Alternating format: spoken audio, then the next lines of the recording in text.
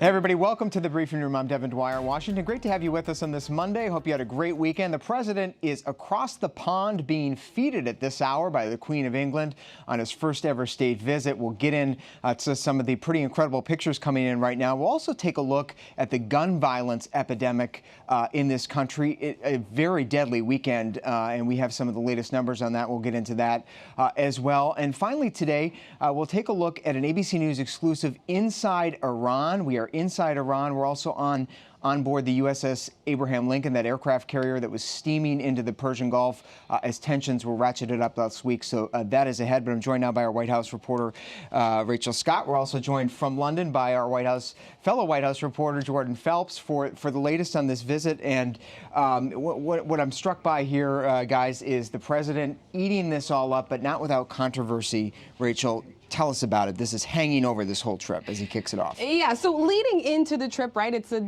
debate over the word nasty. The president had an interview with The Sun in which he was asked if he was sad that he wasn't going to see Duchess Meghan Markle because she's on maternity leave after she has made some pretty, critical comments of him, calling him divisive. And he replied and said that he did not know that she was nasty. Now, of course, headlines started sparking. People started talking about this, flat out saying that the president called Meghan Markle nasty, which is what he said. Now, the White House, the Trump campaign, and even the president himself, they're all pushing back on this. The White House official tells me it was taken out of context. The Trump campaign told me something similar. And then the president himself, yesterday I asked him before he departed on this trip to the UK right there on the South Lawn, and he said that he made no bad comment. But roll the tape, Devin, he certainly did. Yeah, hard to see how it's taken out of context when we do have the full recording of it. He is not only calling Meghan Markle nasty, you just saw the tweet, he's taking on the mayor of London, Sadiq Khan, as well upon landing in London, calling him nasty as well. A lot of nasties flying in this presidential trip. And just a short time ago, the mayor himself responded to President Trump just as he was meeting the Queen with this video. Take a look. President Trump, if you're watching this, your values and what you stand for are the complete opposite of London's values and the values in this country. We think diversity is not a weakness, diversity is a strength. We respect women and we think they're equal to men. We think it's important to safeguard the rights of all of us, particularly the vulnerable and the marginalised. When you are the president of the USA, you have a massive leadership role. You have a massive platform as well. People follow what you do. What we've seen over the last few years in the USA is a rolling back of much of the progress made in previous decades. It's really important we continue to move forwards. Pretty extraordinary to see the mayor of one of the world's greatest cities going after the president of the United States, Jordan Phelps. How is all of this playing there in both the British press and among the British people, this back and forth with a lot of nasties flying? Yeah, Devin, the president there proved again that he is the power of controlling his own narrative. Just as Air Force One was coming in for landing at London, he tweeted out this insult against Sadiq Khan. But of course, it was the London mayor that threw the first punch. These two men have had a long-running feud, and the mayor of London seems to very much thrive on going toe-to-toe with the president, just as much as the president, we know, will counterpunch. But perhaps more significantly, Devin, than the battle with Sadiq Khan is that the president has also weighed in on some very sensitive domestic political matters here in the UK, expressing his opinion, his favorable opinion of Boris Johnson, who's considered one of the leading candidates to replace May as prime minister. That's being read by some here as meddling by the U.S. president in domestic UK politics, and is generally considered a no-no for presidents to go abroad and dabble in the domestic affairs of foreign nations. But Devin, as we well know, this president has been breaking norms for the last 2 years, and he's showing no signs of slowing down. Yeah, Rich, I mean, he really seems unrestrained going into this trip as we see some pictures of the pageantry that we know the president loves so much. He is obsessed with the royals. We know this is something that he has long clamored for. Actually, his first trip to London got delayed. He was more subdued. He avoided a lot of these scenes because the British were so up in arms. Now we're at this juncture where Theresa May is on her way out. The president vindicated created by Bob Mueller. He certainly seems emboldened in a lot of these attacks, and as Jordan was just saying, weighing into some pretty controversial policies like Brexit. Yeah, I mean, all politics, right, all the way up until he got essentially to Buckingham Palace, it seems like, and then it became about diplomacy and, you know, kind of talking and courting with the royal family there. But again, before he headed off yesterday, he was even asked by a reporter, there is criticism that why is the U.S. president involved weighing in on Brexit? And he said flat out, you keep asking me about it, so I'm weighing in. And so certainly a president that's not shy to share his opinion at any point. That is for sure. Jordan Phelps, before we let you go, the president having a state dinner right now. He turns to business tomorrow, right? He has a meeting, a one-on-one meeting with Theresa May, and then there's going to be a press conference. What's on the agenda?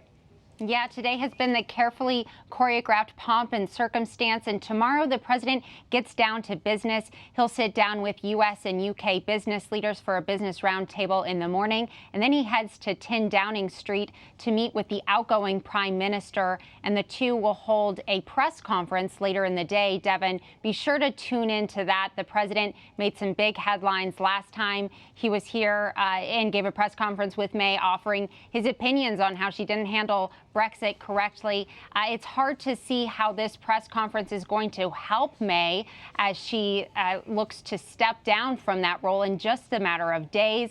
But they are going forward with it, Devin, and it will sure be a newsmaker. All right, Jordan Phelps for us live from London. Thank you so much, Jordan. Great to have Rachel Scott here as well. And we will carry that presidential press conference live right here on ABC News Live tomorrow morning Eastern Time.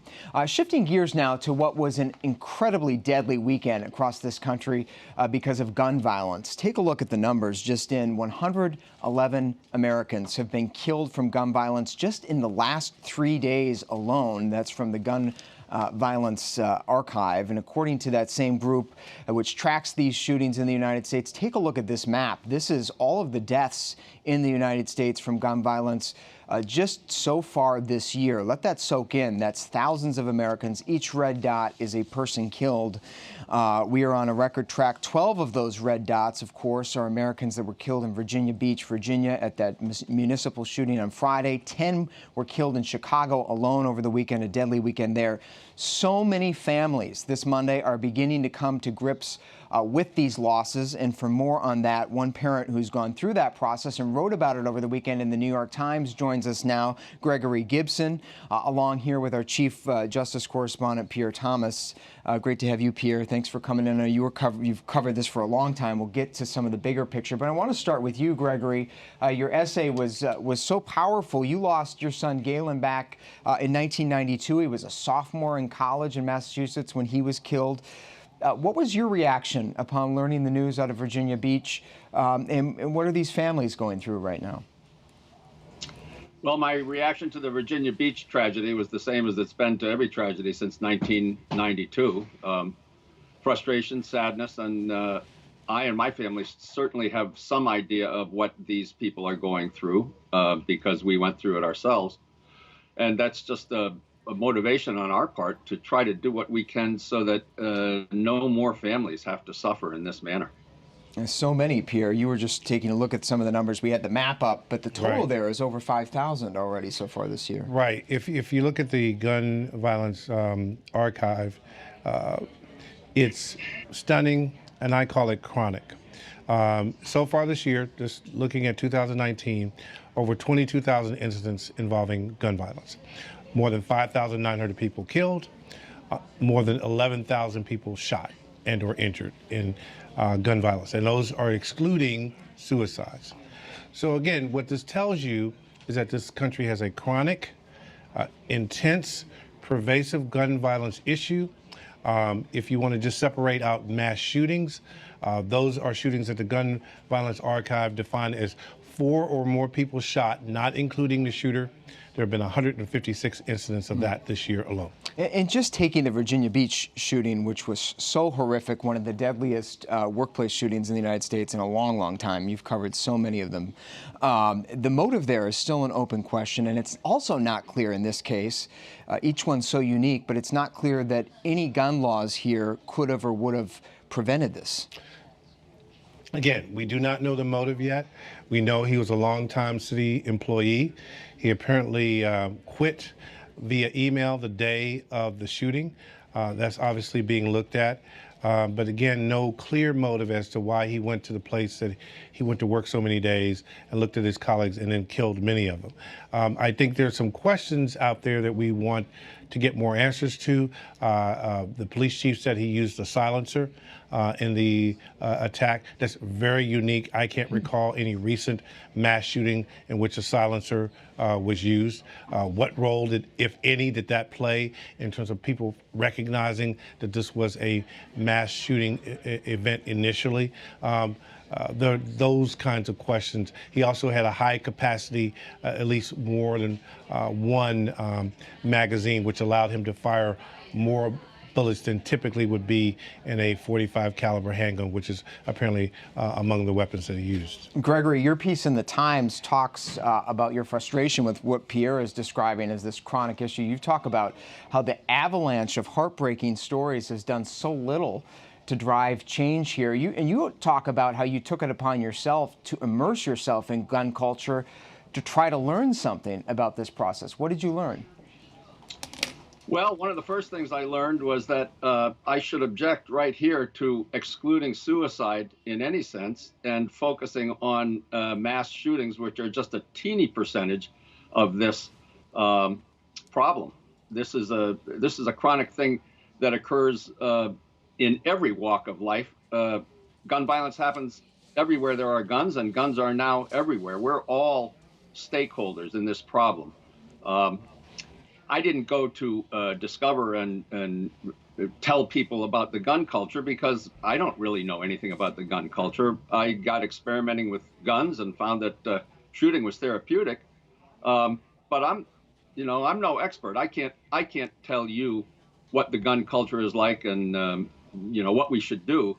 But I do want to ask, just hypothetically, if after Columbine, the media had stopped reporting school shootings in the manner that they do, how many school shootings would we now have and of what severity would they be?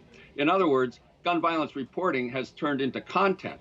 It's almost entertainment for people. People consume content as entertainment. And we really need to rethink how we're presenting this whole problem. And Pierre, I would put that to you because you've covered so many of these. And what was interesting about the Virginia Beach shooting, just as an example to take Gregory's point, is authorities said out front they were not going to mention the shooter's name more than once. And maybe that therein lies some of the answer here, is not to glorify these people that commit these crimes. Well, there's some research, and we've done some of our own here at ABC News, where some of these mass shooters were literally studying previous mass shooters, in some cases to see if they could outdo each other. Columbine haunts us still, that in many of these current mass shooters, you'll find that they were online researching the Columbine killing, that incident. But I think the ultimate question that America has to ask itself is, are we okay with this? There were a lot of people that thought after Newtown, when all those children, those elementary school children, were killed in the fashion that they were killed, that would be the thing that would change the national conversation about what to do about gun violence. It did not. This past weekend in Chicago, according to our colleagues, there were 52 shootings in Chicago with 10 people killed, nearly as many killed as in Virginia Beach over the weekend. Again, the argument and the gun debate argument that goes back and forth, the question that the nation needs to ask itself is, are we okay with the fact that thousands of people are shot and killed in our country, not just one year, but every year? And if you were to total up the number of people killed in the last decade, it would be well over 100,000 people. It's just incredible, and it is something that needs to be asked and asked again in the spotlight. And I know, Gregory, that's something that you have taken on yourself. Part of your advocacy, as you've written about, is to keep a spotlight on this issue. In fact, you've published a book, Gone Boy, The Father's Search for Truth in His Son's Murder, and it includes an incredible face-to-face interview with your son's killer. to ask him about guns, how he got guns, what he did with them, why he chose guns. I want to play just a little bit of it and get your reaction. You know, ever since Galen died, it's been my thought to somehow get something useful out of that horrible situation. Somehow to do something that might help another family not have to go through what your family went through and what my family went through. And I don't know if it'll have an effect. But what was it that made you choose a gun as opposed to arson or a baseball bat? Well, I think I was cowardly. I was a coward in the sense that I wanted to inflict pain on others, but I didn't want to be personal about it, almost. And let's be honest, I mean, there's nothing more powerful than the gun. It's just chilling, Gregory. What was your takeaway from that conversation that people should know? Well, my takeaway from that conversation is the name of the piece. It's just a 5-minute video. It's still available on goneboy.com. And the video is called "It Was Just Too Easy." My experience with guns indicated to me that we need more training. You know, we've got over 300 million guns out there. They're not going away. Now, almost every state has concealed carry. Over the last 2 decades, this has been a trend that's been irreversible. So if we've got all these guns and we've got all these people walking around with guns, we really need to do something to train people to be able to use them and to institute laws that force people to take responsibility for them. I could go out and buy a gun right now and I'd pass a background check and so forth and so on. But if that gun is stolen, or if I give it to somebody else through a private transfer, the trace on that gun immediately disappears.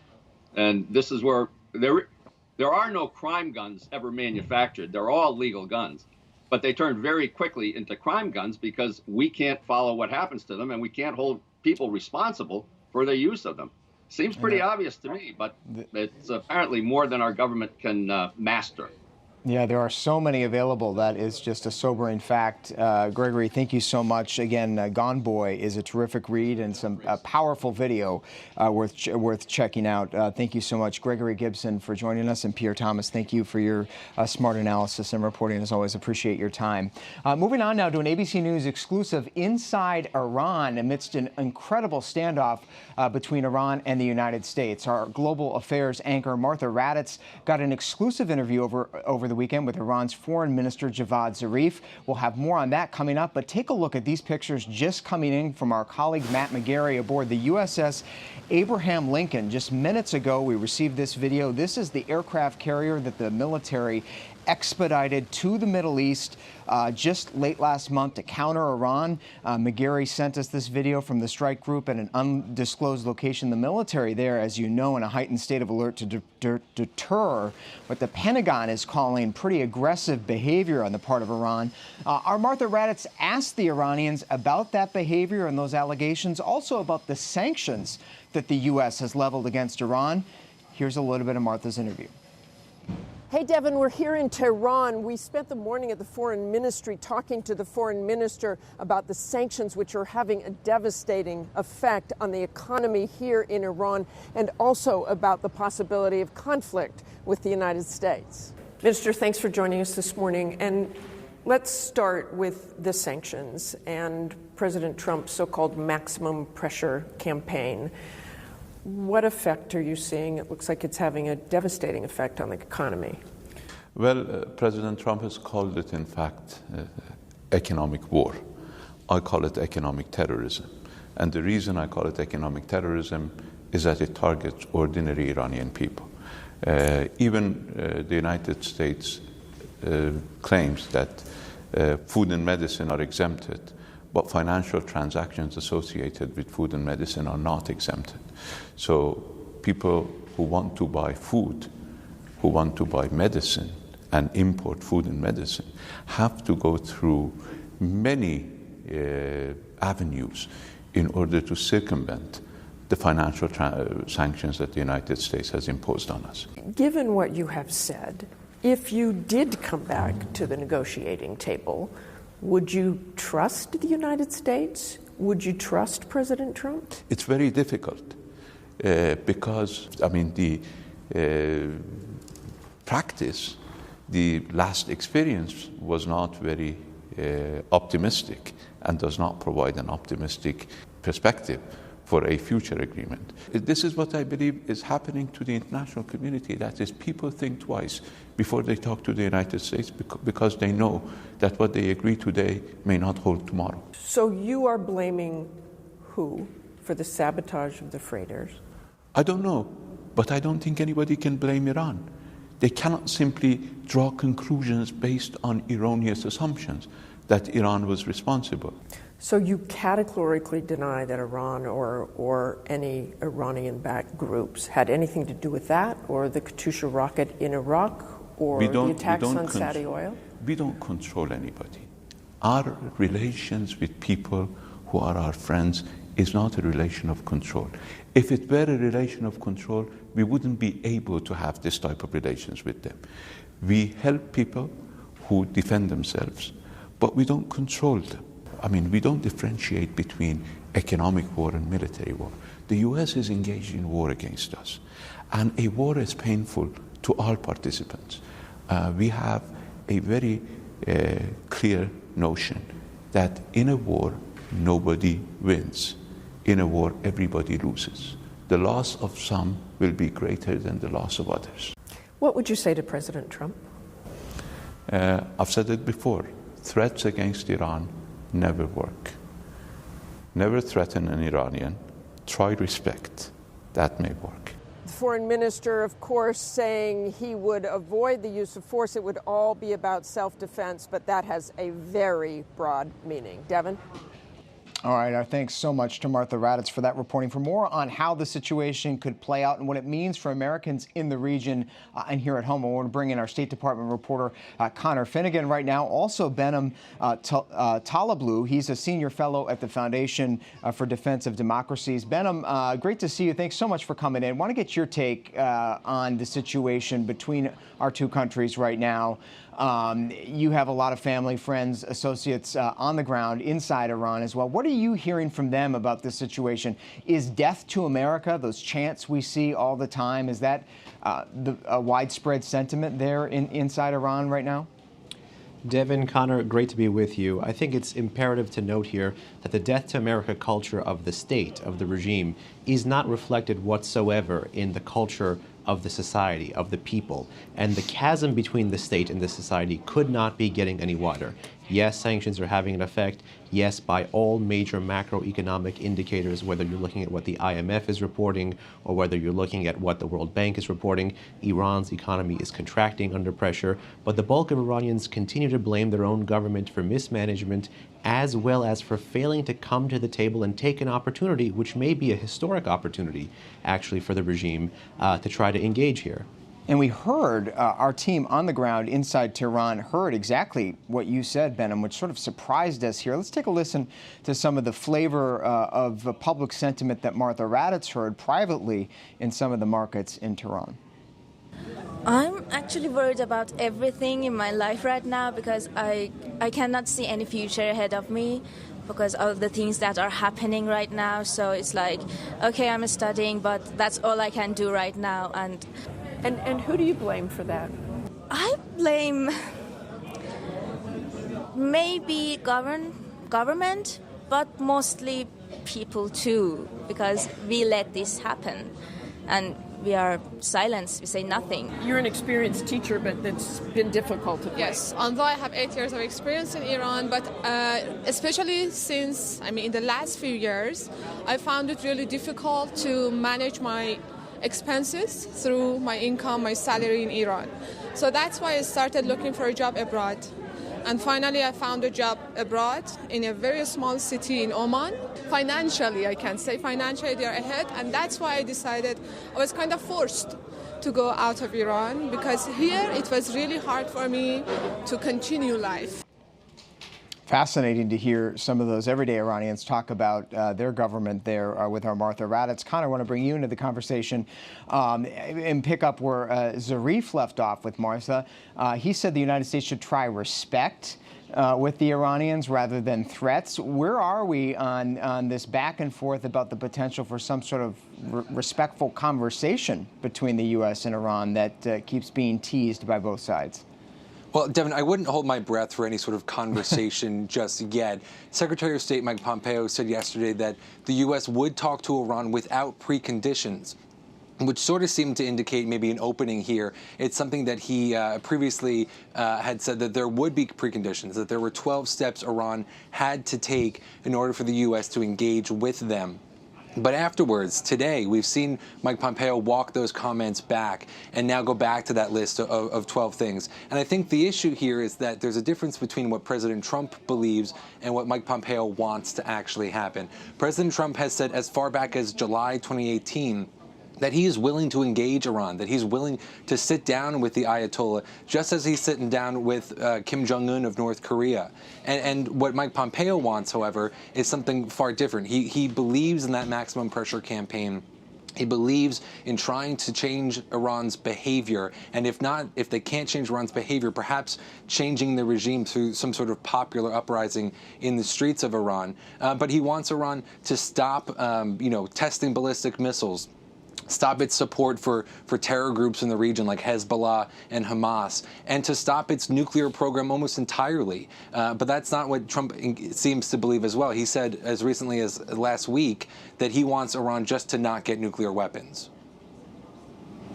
And it's not just mixed messages coming from the American side, Benham. It also seems to be coming from the Iranian side. I wanted to ask you about that. We saw indications from President Rouhani, who suggested perhaps he would see some sort of openness to having a dialogue on any host of issues. And then we heard last week from the Ayatollah, who shut that down. How do you see this playing from that side of the equation? Is there any chance there that Iran might be willing to have a fruitful conversation? Or is that even possible? Well, I think that's a great point. I think both sides are looking for leverage, both in terms of rhetoric and in policy. And when you look at the Iranian side, there's been a cacophony of statements. But, Washington is not going to be successful with respect to its max pressure campaign until it signals to all factions in Iran that there will be no way out but through. There are very few times in the history of the Islamic Republic when it's done a 180 on core national security issues, and that's only when the regime realizes, of course, that there is no way out but through. Ending the Iran-Iraq war is one way that has happened. The regime said something for 7.5 years, and at the end terminated the war under less than favorable conditions. The regime, of course, has every incentive to look tough in front of threats, which is likely why Iran was behind the tankers and likely why they put out a cacophony of statements saying different things. And much like the Cuban Missile Crisis, it's going to be up to Washington to pick which message from its adversary it wants to respond to. And Connor, finally, want to ask you about sanctions. We've a lot of talk about maximum pressure, but then we saw last week that there was sort of a dialing back, a holding off on some of these sanctions that the Trump administration has slapped on Iran. It does seem that the State Department and the White House don't want to provoke this into a war. Yeah, they definitely don't want a war, Devin. I think President Trump has made that very clear. But the administration has enforced sanctions to the maximum extent possible. They just this month ended waivers for 8 countries on oil sanctions, and that has really started to bite into Iran. It's a matter now of what, as Benham said, Iran does in response. All right, Connor Finnegan for us at the State Department. Thank you so much. And Benham Talablu with the Foundation for Defense of Democracies. I'm sorry, Benham, thank you so much for coming and appreciate your perspective as well. And again, our thanks to Martha Raddatz in Tehran today for filing that exclusive material. Finally today, a pop music megastar is flexing some political muscle once again, this time in honor of Pride Month, which of course is in June. There you see Taylor Swift has posted to her Instagram a plea to her state senator of Tennessee, Republican Lamar Alexander. She wants him and the Senate to support the Equality Act, which would ban discrimination on the basis of sexual orientation and gender identity. It passed the House last month. She writes, the fact that legally some people are completely at the mercy of the hatred and bigotry of others is disgusting and unacceptable. Alexander's office did not have any comment for us when ABC News reached out for it, but it is fascinating to see once again Taylor Swift get in the politics game. We'll see how that plays here in Pride Month. Great to have you with us on this Monday. I'm Devin Dwyer in Washington. We're here every day at 3:30 Eastern and 5:30 Eastern time on ABC News Live. Download the app for the latest on all the stories we've talked about today and more. Hope to see you back here tomorrow at 3:30.